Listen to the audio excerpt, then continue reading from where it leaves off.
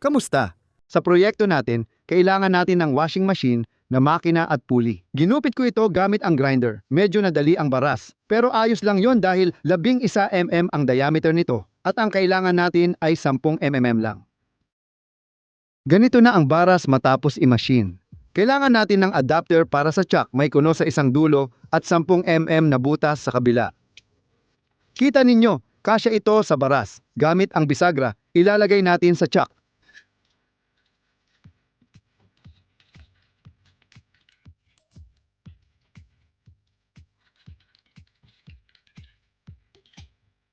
Ngayon, pwede nang ikabit ang chuck sa motor gamit ang mga tornilyo.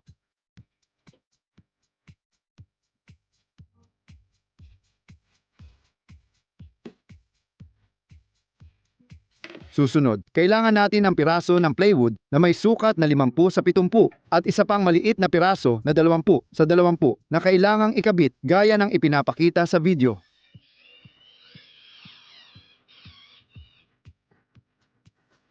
Ilalagay natin ang motor dito at ikakabit gamit 4 na platong may butas.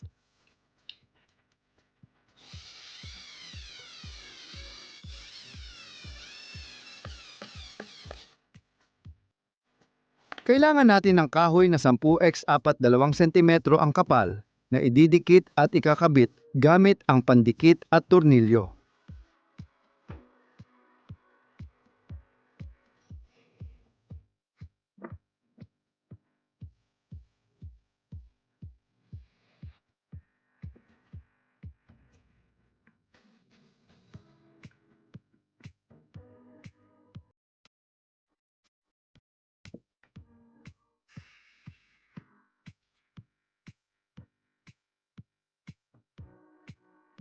Sa parehong paraan, ikakabit natin ang bagay na ito sa gilid ng plywood pero siguraduhin na ito ay katapat ng patron.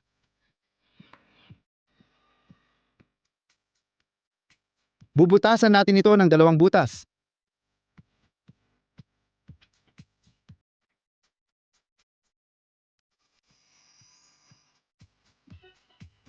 Kunin ang thrust bearing na may 8 mm panloob na diameter at ikabit ito.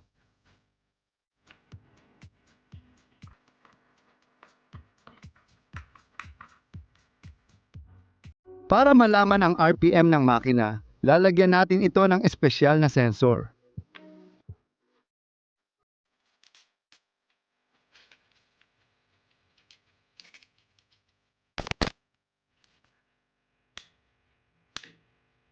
Ikabit natin ang magnet sa baras na nakatapat sa sensor.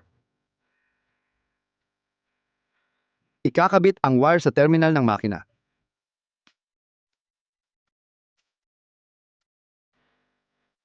Para di magkalat ang wire, gagamit tayo ng cable tie.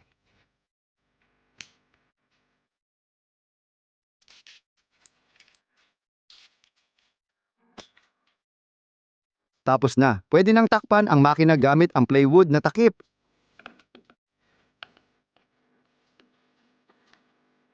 Siguraduhin walang hadlang sa pag-ikot.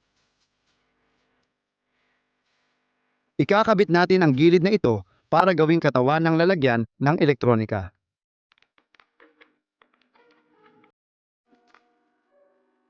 Kailangan natin ng board para i-regulate ang bilis ng motor. Ikakabit natin ang board gamit ang tornilyo at lalagyan ng plastic na bushings sa ilalim. Ikokonekta na natin ang mga wire ayon sa eskema.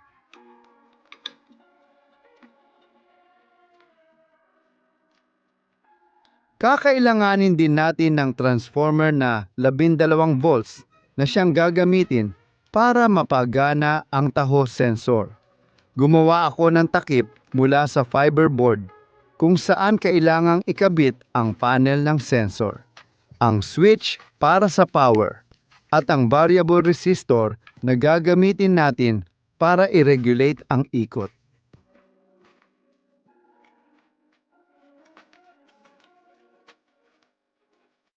Gumawa ako ng butas para sa LED.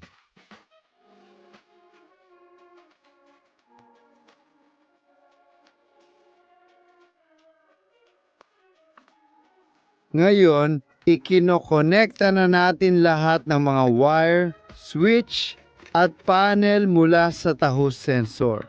Tapos na, pwede na nating higpitan ang takip.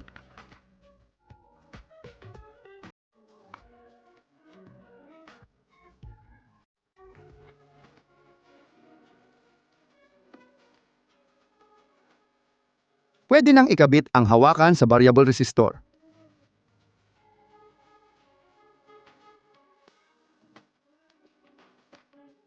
Ngayon, kumuha tayo ng maliit na piraso ng kahoy na pamalo at sa magkabilang dulo ay gagawa tayo ng butas gamit ang drill na may sukat na siyam.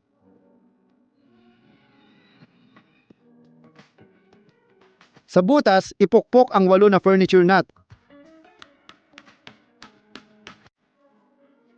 Ganito dapat ang kalalabasan nito. Ngayon, kunin natin ang plywood na 70x30 at ikabit dito ang rehas gamit ang nut.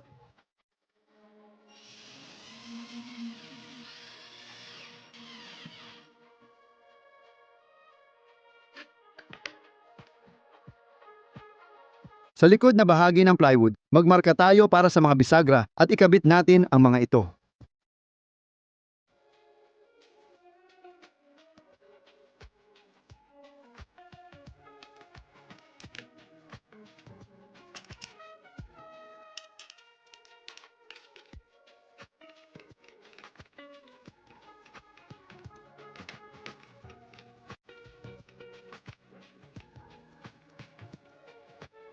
At ngayon, ikabit na natin ang plywood na ito, kasama ang motor.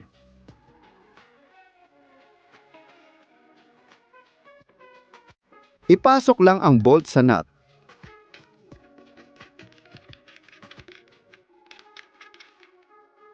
Ikabit ang maliit na kahoy sa katawan ng motor.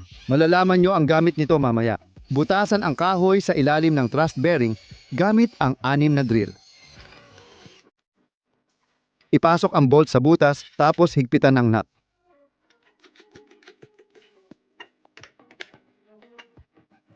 Kailangan natin ng 50 na tubo ng imbornal at plywood tapos gamit ang hole saw, gugupitin natin ito ng 2 bilog.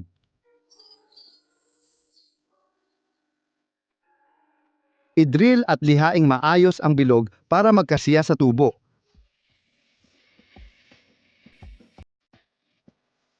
Ilagay natin ang bilog sa loob ng tubo, tapos ipasok natin dito ang piraso ng 8mm na tornilyo na dapat mas mahaba kaysa sa tubo.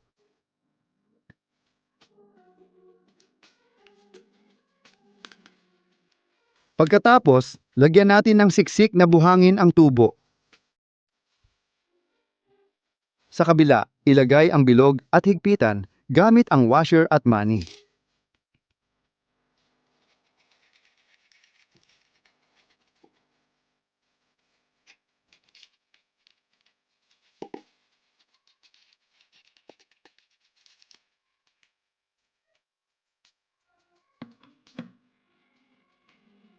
Ngayon, lagyan natin ng double-sided tape ang tubo.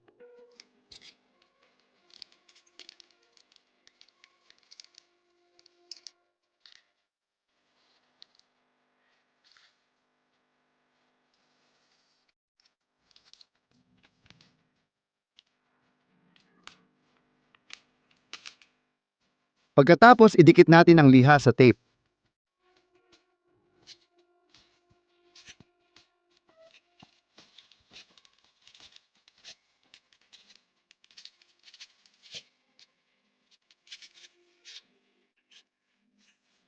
Ganito ang itsura ng sanding drum na ginawa natin.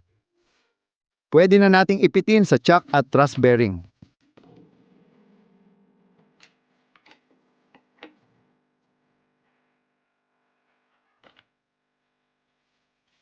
Isusuot natin ang protective cover sa ibabaw para pwedeng ikabit ang vacuum at matanggal ang alikabok.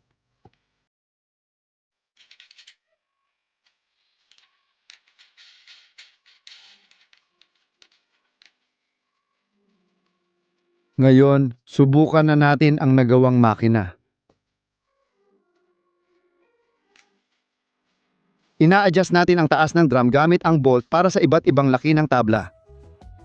Binuksan at in-adjust na natin ang bilis. Nagsimula sa 3,000 RPM pero kayang mas mataas pa ng makina. Saan makakabili nito? Mag-iiwan din ako ng link sa description.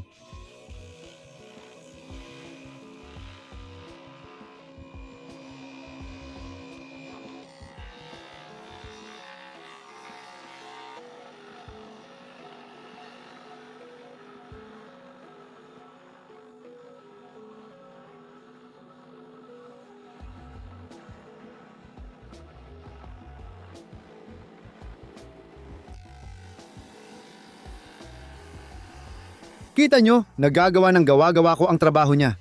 Kung nagustuhan nyo ang video, mag-like, magbahagi, mag-comment, mag-subscribe at pindutin ang kampanilya. Salamat sa panunood at paalam sa lahat.